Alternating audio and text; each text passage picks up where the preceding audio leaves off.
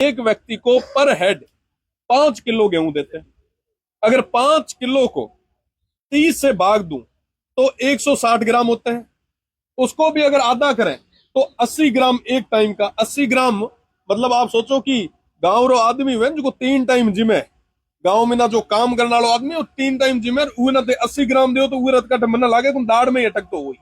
हर गांव के अंदर आपको कैंसर के कई सारे पेशेंट्स मिलेंगे और विशेषकर वो निचले तबके के हमारे जो भाई हैं उनमें कैंसर की और तमाम बीमारियों की रेट जो बढ़ गई है। मैं 100% दावे के साथ कह सकता हूं कि इसमें एक बड़ा कारण ये भी है, विरासत में हमें मिली संपदाएं जिनको बचाने की जरूरत है, जिनको संरक्षित रखने की जरूरत है, उसको लेके सदन में एक मजबूत एक्ट, एक मजबूत कानून बनाने की बात हमने कही।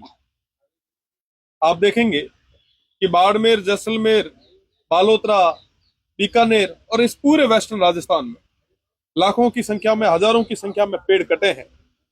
और आने वाले चंद सालों में मुझे लगता है कि जिस तरीके से कटाई चल रही है, अगर ऐसे ही कटाई चलती गई तो एक भी खेजड़ी का जो हमारा राज्य वृक्ष है वो देखने को नहीं मिलेगा।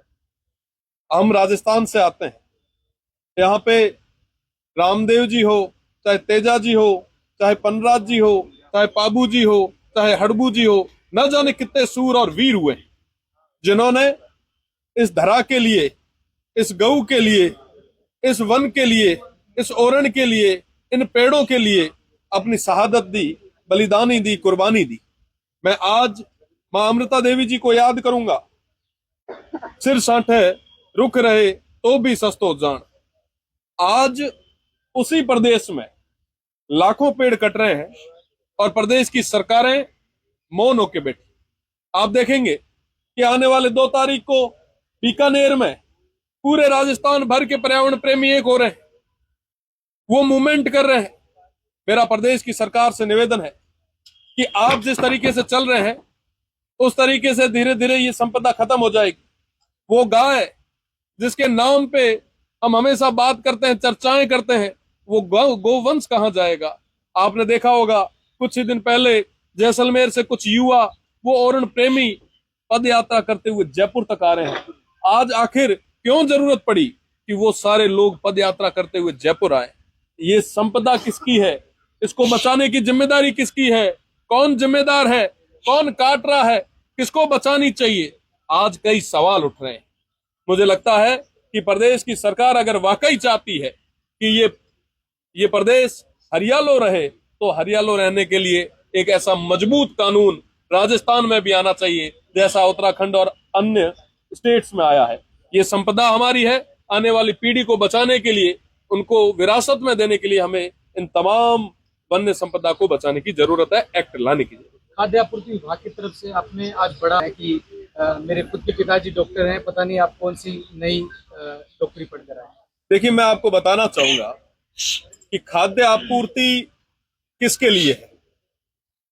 हमारे सोसाइटी में वो निचले तबके का वंचित, शोषित व्यक्ति जिसके पास 2 समय का भोजन नहीं है, वो कोई भूख से यहाँ पे परेशान ना हो, उनको खाद्य मिले, उनको 2 समय की रोटी मिले, उसके लिए खाद्य आपूर्ति जैसा ये बहुत सेंसिटिव डिपार्टमेंट अमूमन बहुत कम चर्चा होती है, पर हमने ये बात इसलिए रखी क्योंकि वो तमाम लोग जिनका नाम आज के समय में खाद्य सुरक्षा में जुड़ा नहीं है वो वंचित ना रहे। हकीकत ये है कि हर गांव में जो प्रभावशाली होता है उनके नाम तो इनमें होते हैं, पर जो वाकई जो जरूरतमंद होता है उसकी कोई बात नहीं करता। सत्ताएं, राज, नेता, तमाम लोग बातें उन्हीं की करेंगे जो प्रभावशाली होगा, पर साहब वो निचले तबके की बात कौन करेगा? आज के समय में हर गांव में ऐसे कई लोग हैं जो वाकई जरूरतमंद है पर उनके नाम नहीं। आप गिव अप, आपने नाम रखा, कई लोगों ने अपने फॉर्म उठाए।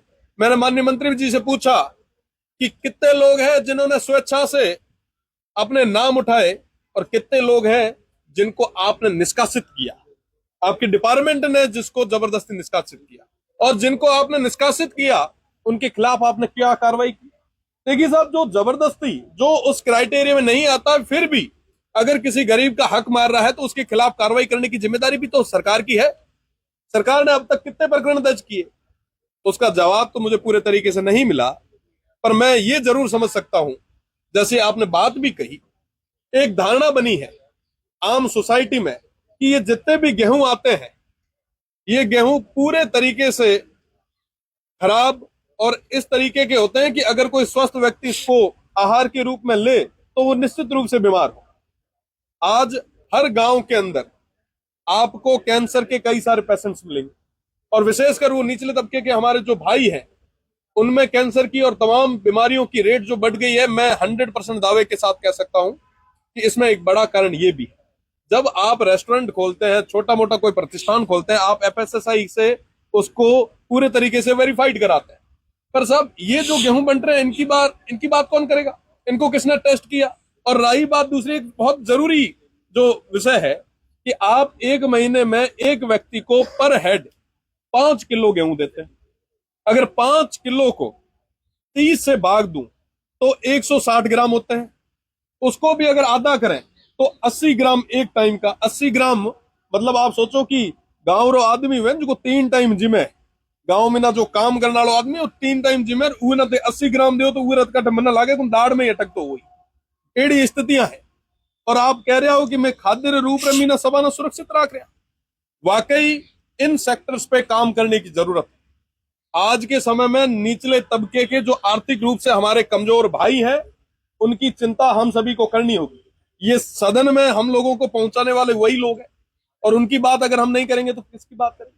तो ये 2-3 जो महत्वपूर्ण चीजें थी, इनको सदन में रखा भी है, और कल भी कई सारे महत्वपूर्ण विषयों पे निश्चित रूप से चर्चा करवाई जाएगी। ये जोधपुर में साध्वी है प्रेम बाइसा, उसकी सस्पेंस इतनी बड़ी मौत हो गई, ट्रोल किया गया, क्या कहेंगे? अभी तक कुछ पता नहीं लग रहा है। देखिए, सबसे पहले तो मैं साध्वी प्रेम बाइसा के श्री चरणों में श्रद्धा सुमन अर्पित करता हूं, और जो भी घटनाक्रम हुआ वो काफी दुखद रहा। मारवाड़, जोधपुर वो एक अपनायत का शहर रहा है, वहां पे इस तरीके की घटना हो जानी ये वाकई दुखद है। परिवार को ईश्वर हिम्मत दे, और निश्चित रूप से जांच होनी चाहिए। जो भी तथ्य है वो प्रदेश के सामने, सबके सामने आनी चाहिए। निश्चित रूप से न्याय मिलना चाहिए। ट्रोल किया गया है उसको बहुत ज्यादा, सोशल मीडिया पे इतना ट्रोल किया गया तो देखिए, डिजिटल युग के कई प्लस और माइनस भी, और किसने ट्रोल करवाया, किस तरीके से हुआ, ये पूरा घटनाक्रम जो है वो स्पष्ट जांच होना चाहिए, और समयबद्ध तरीके से जांच होके जो भी आरोपी है उनके खिलाफ कार्रवाई भविष्य आप किस तरह देखते हैं? जैसे वो मार्कशीट का मामला रहा, पिछले सरकार ने भी मामले को दबाए रखा 4.5 साल तक। बीजेपी कि दोनों ही सरकारों से वर्तमान में युवाओं का भरोसा उठता जा रहा है। पिछली सरकार में तो कोई अगर परीक्षा देने जा रहा था तो हर कोई उससे पूछता था कि भाई पेपर मिला क्या। ये स्थितियां हो गई थी, आम सी चीज हो गई थी पेपर लीक होना। और उसके बाद जब ये गवर्नमेंट आई तो सोचा कि कहीं ना कहीं युवाओं का फ्यूचर जो है वो सिक्योर रहेगा। 2018 के आसपास, लगभग 6-7 साल पहले जो पेपर आउट हुए, ओमार सीट आउट हुई, उनके वही लोग इसी सिस्टम का हिस्सा रहे। हो सकता है कि उन्होंने कई और भी तमाम चीजें की होगी। और जब खेत ही, मतलब जो बाढ़ ही खेत को खाने लग जाएगा तो फिर बचाएगा कौन? पहले तो लगता था कि सब पेपर लीक होके ही तमाम चीजें हो रही थी। आज के समय में तो ओमार सीट ही गायब होने लग गई, तो अब किस पे भरोसा करोगे? तो ये निश्चित रूप से बहुत बड़ा विषय है। प्रदेश की सरकार से मैं कल भी कह चुका हूं कि उनको बड़ा एक सख्त एक्शन लेना चाहिए।